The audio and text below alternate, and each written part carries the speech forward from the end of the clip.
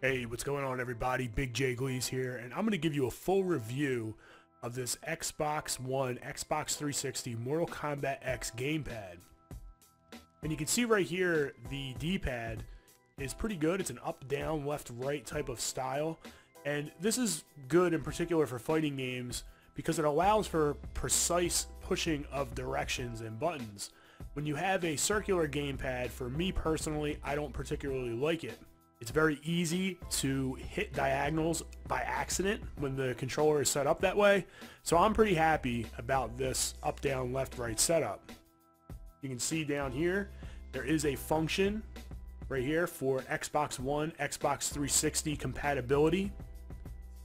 As we look over to the face buttons, we have the X, Y, A, B on the face. We also have the RB and LB buttons. And on top, we have the LT and RT triggers. In the middle, you'll notice that the Xbox 360 button here, it's actually lowered or depressed into the controller, so you will not hit it by accident while you're playing.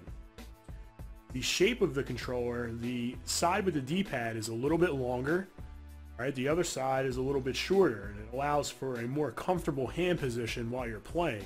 And I think that this works out really well, particularly for people that want to hold the controller and lay this portion of the controller on their lap and then play it like it's an arcade stick using their fingers. I think that that is a very good setup for the controller. On the back, the controller is actually a weird type of felt type of feel. It's hard to describe. It's like a rubberized back. This will probably help out, as far as getting sweaty while you're playing and gripping the controller properly. It's probably something that'll be good. I haven't used it enough for a long enough time to know whether this is a, extreme positive, but it does feel nice on the back of the controller and on your fingers while you're playing and holding it. The start and select button or menu and view or whatever the heck those buttons are called on Xbox One are up on the top, and you can see those right there. And they're out of the way so you don't hit them by accident.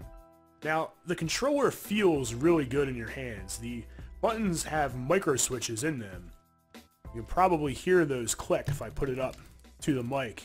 You can probably hear them click. And it allows for a person to press the buttons a little bit quicker. The buttons recoil so they don't like mush in and then you have to wait for it to pop back up. They recoil as you hit them.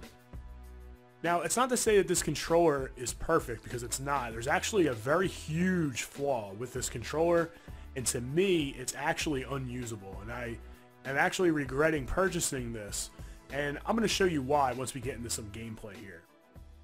So the first thing we're going to do here is get into some combo action, and you're going to see that the controller does really well as far as inputs of combos, inputs of special moves, and I'm going to just jump in and get a little combo action here, and you can see very easily I'm able to pull it off. 45% damage, pretty good. But next we're going to look at the way that the controller actually moves as far as controlling your character left and right and jumping. And you can see what inputs I'm using based off of the picture or illustration or camera view up top that's showing me push the buttons on the controller. Now, the big problem with this controller is the fact that when you're moving, you cannot jump in a direction or a neutral jump opposite of the direction that you're moving. Oftentimes, if I'm moving back and I try to jump forward, he'll jump backward.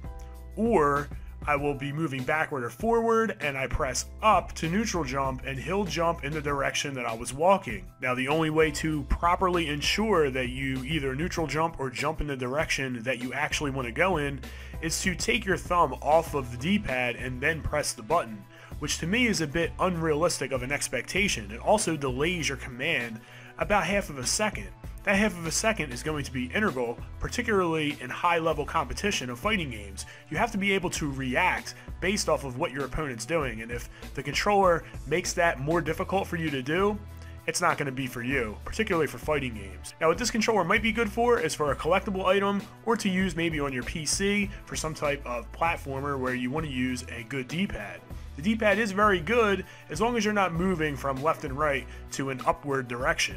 Hopefully you found this informative and can make a decision whether or not to buy this controller based off these findings. If you were to ask me, would I purchase this controller for Mortal Kombat, I would have to say, absolutely not. So thanks for checking in. It's Big J Gleez signing out. Oh yeah, don't forget to check out my Mortal Kombat video. It's got a lot of stuff that has to do with tournament play as well as the run button or lack thereof.